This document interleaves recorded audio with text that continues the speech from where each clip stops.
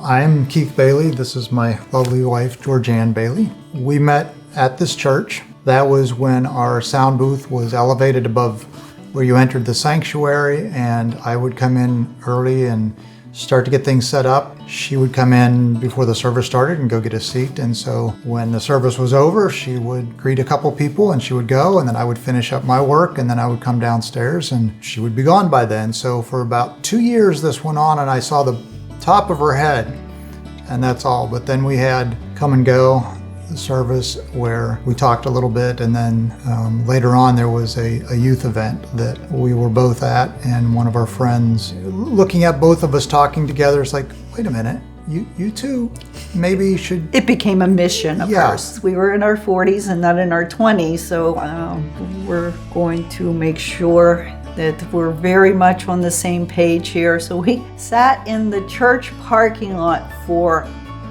hours.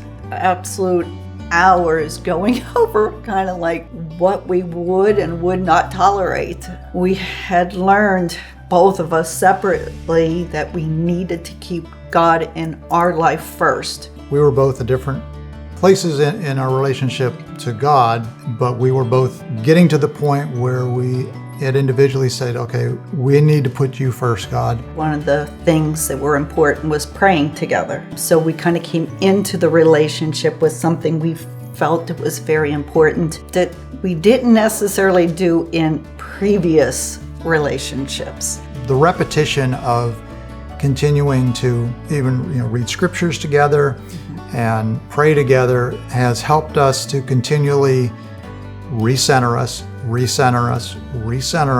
and keep us on a better path than we would have been otherwise.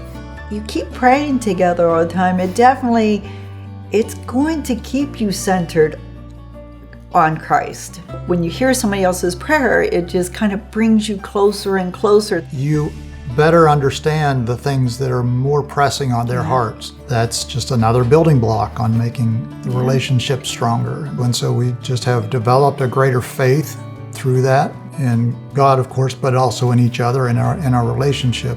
When things are great and nothing's going wrong and everything is coming up roses, which realistically that doesn't really happen all that often, but we pray together and we're thankful. And when things are not going exactly right, we pray together, and we're very grateful and thankful for all that God has done for us. I think it really started with the dating and just relentlessly saying this relationship will not be unless we keep God first. It's something definitely that I recommend everybody does. If you've never done it, or that's not really been something that's been comfortable, that it'll be awkward to try to do that, but just to take those small steps. Like so many habits, you just need to keep doing it until it does become a habit. By then, like I said, your spiritual, your faith muscles and things grow and develop and allow you to handle more and to understand more and to help other people more as well.